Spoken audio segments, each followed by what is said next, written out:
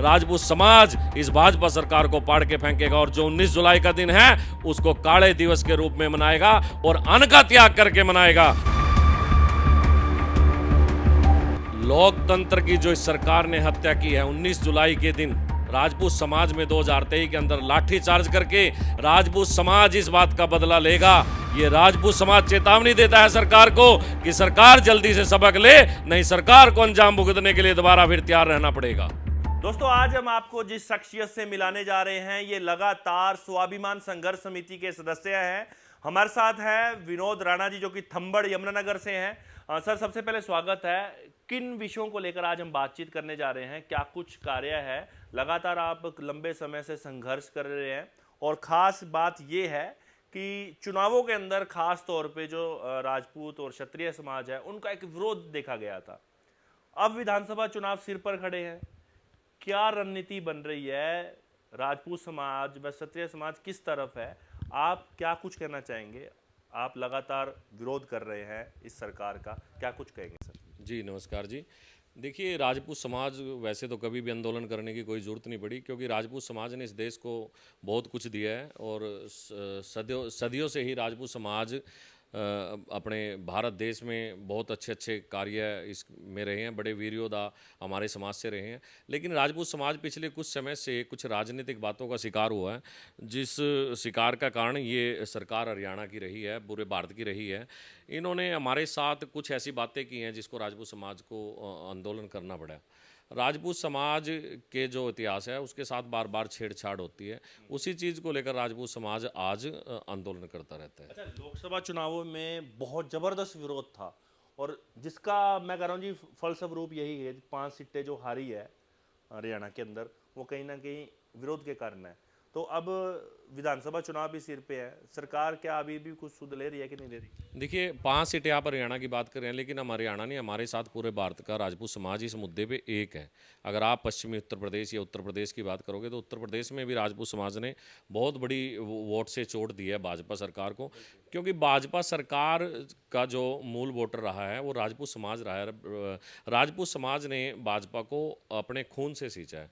राजपूत समाज ने एक छोटे से बच्चे से लेकर और बड़े तक सब ने भाजपा को अपना एक परिवार माना है, लेकिन भाजपा ने राजपूत समाज को कभी अपना परिवार नहीं माना है। लगातार इसको अपमानित करने का सिलसिला भाजपा सरकार का चलता रहा है, चाहे वो पार्टियों में रहा है चाहे सरकार में रहा है। तो अगर आप बात हरियाणा की करें, ये ठीक बात है आपकी कि राजपूत समाज ने हरियाणा के अंदर 5 सीटों पे बहुत बड़ी संख्या में राजपूत समाज ने इनको छोड़ दिया है, और कुछ सीटें जो लोकसभा की थी, जैसे कुरुक्षेत्र की बात करें और सीटें जो हैं उन सीटों पर भी राजपूत समाज ने इनका मार्जिन जो बहुत कम पे ले आन के छोड़ा है, और ये बहुत ही कम संख्या में वहाँ पर अपनी इज्जत बचा पाए हैं। तो राजपूत समाज भाजपा के साथ सदा रहा है, लेकिन अब नाराज़गी भाजपा से पूरे जोरों पे है, और कहीं ना कहीं राजपूत समाज की नाराज़गी दूर नहीं हो रही है, क्योंकि ये लोग चाहते नहीं कि राजपूत समाज दोबारा से इनके साथ जुड़े। तो नाराजगी किस चीज़ को लेकर, किन विषयों पे नाराजगी है? क्या सरकार से जो सहमति नहीं बन पा रही है? लगातार विरोध जो जारी था, कैथल की बात करें पिछले साल, ठीक दोस्तों आज 1 साल होने वाला है, और मेरे को लगता है 19 जुलाई के आसपास के ये जो दृश्य था जब मूर्ति का अनावरण होना था कैथल के अंदर, और लगातार आप लोगों का विरोध था और लाठीचार्ज भी हुआ था, उसको लेकर आप कैसे देखते हैं? देखिए, आपने सही कहा है कि 19 जुलाई का दिन था। राजपूत समाज एक अपनी जायज़ मांग को लेकर कैथल के अंदर पूरा राजपूताना परिवार बहुत बड़ी संख्या में इकट्ठा हुआ कैथल के अंदर, और राजपूत समाज ने एक ऐसी मांग जो राजपूत समाज के मान और स्वाभिमान के लिए मानी जाती है। राजपूत समाज हमेशा से ही जो रहा है वो एक अपने मान और सम्मान के लिए जाना जाता है, अपनी इज्जत के लिए जाना जाता है, और उसी इज्जत को अगर कोई तार तार करे तो राजपूत समाज कभी भी बर्दाश्त नहीं करेगा।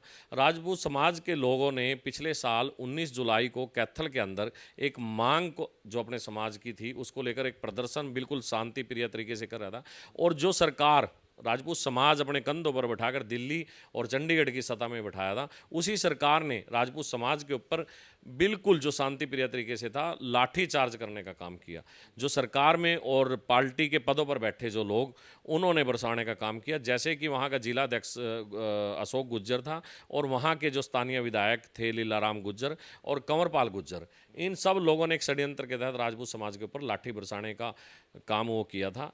उसी के तहत राजपूत समाज ने पूरे देश के अंदर इस बात को लेकर गया और उसी का भुगतान भाजपा सरकार को, भाजपा पार्टी को लोकसभा में करना पड़ा। विनोद जी, जैसा कि आपने बात की कंवरपाल गुर्जर की, लीलाराम गुर्जर की, भाजपा कहती है कि हम तो जातिवाद खत्म कर रहे हैं, और ये कहीं ना कहीं आपको लगता नहीं है कि ये खुद ही जातिवाद को, जातियों में ऐसे तरीके से जहर फैला रहे हैं? मैं आपसे पूछना चाहता हूं कि भगत सिंह जी की जाति क्या किसी को पता है? आज तक नहीं पता है। और ऐसे कितने महापुरुष हैं जिनकी जाति किसी को नहीं पता है। ये सिर्फ महापुरुष जो होते हैं वो सभी जातियों के होते हैं, वो किसी एक जाति के लिए नहीं लड़ते, वो देश के लिए लड़े हैं। अगर महाराणा प्रताप जी की बात करें तो वो पूरे भारत के लिए लड़े, भगत सिंह जी लड़े तो वो पूरे भारत के लिए लड़े। जो भी महापुरुष हैं वो पूरे भारत के होते हैं, पूरे सभी के होते हैं, किसी एक जाति के नहीं होते। अगर उनको कोई जातियों में बांधने का काम करेगा तो वो, मैं मानता हूँ, वो छोटी मानसिकता के लोग होंगे। अगर बात करें, आज जगाधरी शहर के अंदर हम इकट्ठे हुए थे, हमारे संघर्ष समिति के सदस्य हैं, मुकेश राणा जी हैं हमारे खजूरी से, सोनू राणा जी हैं टीकरा से, और अपने तरसेम राणा जी हैं हमारे, और हमारे विकास राणा जी हैं मारवा से। तो हम एक एजेंडे को लेकर आज यहाँ पर इकट्ठे हुए। तो आपने देखा होगा कि आपका जो त्रिवेणी चौक है वहाँ पर एक हमारे राजा जो राजपूत समाज से थे, उनकी एक मूर्ति कंवरपाल गुर्जर जी ने अपनी पावर के बल पर वहाँ लगवाई है। हमें इतराज़ नहीं है, मूर्ति लगवाएं, लेकिन उनके सामने जो शब्द लिखे गए उनसे उस महान पुरुषों, जो महान पुरुष हैं, उनका अपमान हुआ है।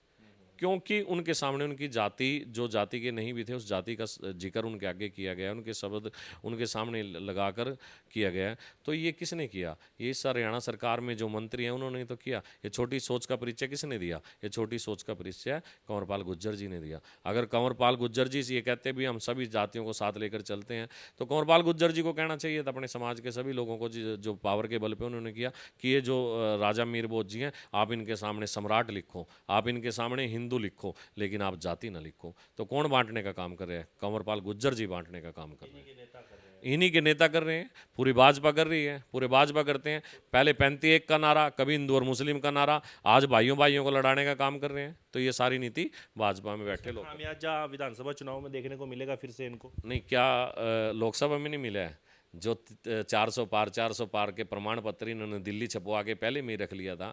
मोदी जी कहते थे मैंने 400 पार का नारा दे दिया, 400 पार सांसद यहाँ पहुँचेंगे। आप एक बताइए, कौन सी एक्सरे की मशीन ले रहे थे मोदी जी, जो पहले ही 400 पार का नारा दे के जनता को मूर्ख बना के, एक देश का प्रधानमंत्री जो कहता है कि पूरे विश्व में लोकप्रिय है, वो प्रधानमंत्री एक ऐसी बात करता है कि मैंने 400 पार का नारा दिया है। हाँ, एक बात मोदी जी की मान सकते थे हम, अगर मोदी जी भारत की जनता से अपील करते कि मैं जिस मंदिर में पूरे देश का इंसाफ होता है, उस मंदिर के लिए अगर पूरे देश की जनता चाहे, पूरे भारत के लोग चाहें, तो उस मंदिर के लिए मुझे 400 पुजारी चाहिए। कोशिश इन्होंने की है, लेकिन इनको तो मंदिर वाली जगह अयोध्या से खुद हार गए।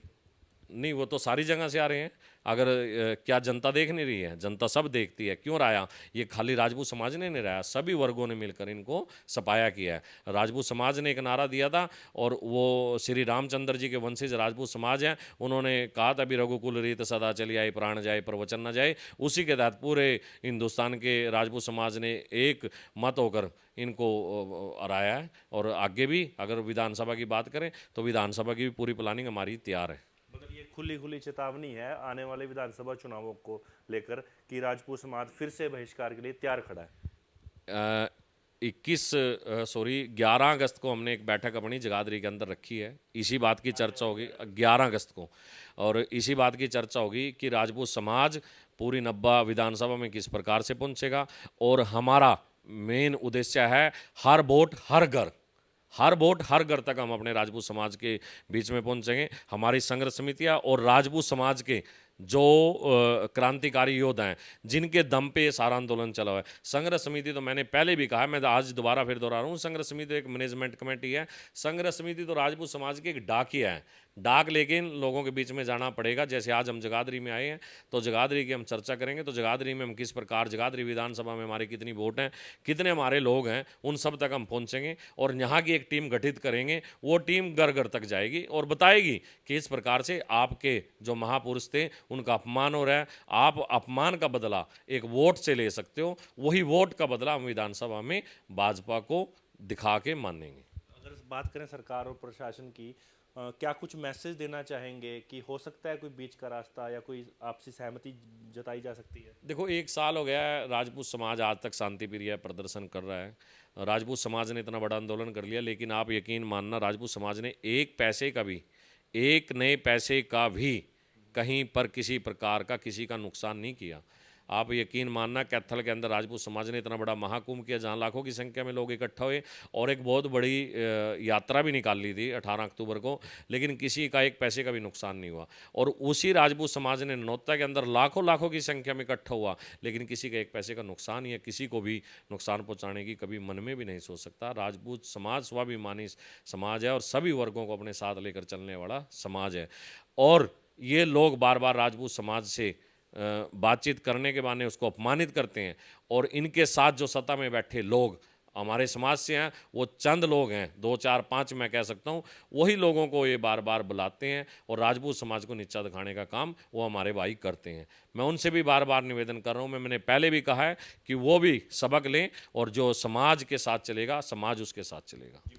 तो 11 अगस्त को देखने वाली बात ये होगी, क्या राजपूत समाज के लोग क्या कुछ बड़ा निर्णय ले सकते हैं? और लगातार जिन तरीके से आप हरियाणा में देख रहे हैं कि विरोध प्रदर्शन है, अब फिर से मैं आपको बता दूं, ये बिगुल बच चुका है। राजपूत समाज, बीच में खबरें ये भी आई थी कि सहमति बन चुकी है, समर्थन है, लेकिन अब फिर से जो हमारी विशेष बातचीत हुई है विनोद राणा जी थंबड़ से, जिन्होंने बताया कि ये आग अभी भी सुलग रही है, क्योंकि अभी तक जो किया हुआ अपमान है राजपूत समाज का, वो अभी तक उनके दिलों में है। चलते चलते हमारे दर्शकों से और तमाम जो आपके समाज के लोग देख रहे हैं, उन तक क्या कुछ अपील करना चाहिए? देखिए, 19 जुलाई का दिन आया, मैंने बहुत बड़ी लंबी चौड़ी चर्चा 19 जुलाई पे की है, और 19 जुलाई के लिए राजपूत समाज की जो संघर्ष समिति, क्षत्रिय स्वाभिमान संघर्ष समिति है, उसने फैसला लिया है कि कल का जो दिन है वो कल 19 जुलाई का दिन वो काले दिन के रूप में मनाएगी, काला दिवस के रूप में मनाएगी। और एक ऐसा संदेश राजपूत समाज को देंगे कि जो संघर्ष समिति के लोग हैं वो कल, संघर्ष समिति के जो लोग हैं वो कल अन्न का त्याग करेंगे। और ये संदेश हम पूरे समाज को देना चाहते हैं कि समाज को एक ऊर्जा मिलेगी, और जो सरकारें हैं उनको हम चेताना चाहते हैं कि राजपूत समाज ने जो फैसला लिया है, समाज उनके साथ है। और कल सभी संघर्ष समिति के सदस्य अपने परिवारों के साथ मिलकर, अपने घरों पे बैठकर अन्न का त्याग कर कर एक सरकार को संदेश देंगे और समाज को संदेश देंगे, और अपने महापुरुषों के सम्मान के लिए यह दिवस काले दिवस के रूप में मनाया जाएगा। जी, तो ये खास बातचीत थी हमारी विनोद राणा थंबड़ जी से, जो कि स्वाभिमान संघर्ष समिति के मेंबर भी हैं। आपकी इस बारे में क्या राय है? अब देखना ये होगा कि आने वाले विधानसभा चुनाव में भाजपा किस तरीके से चुनावों में खड़ी होती है। अच्छा, 71 के लिए यमुनानगर से सरनजीत सिंह।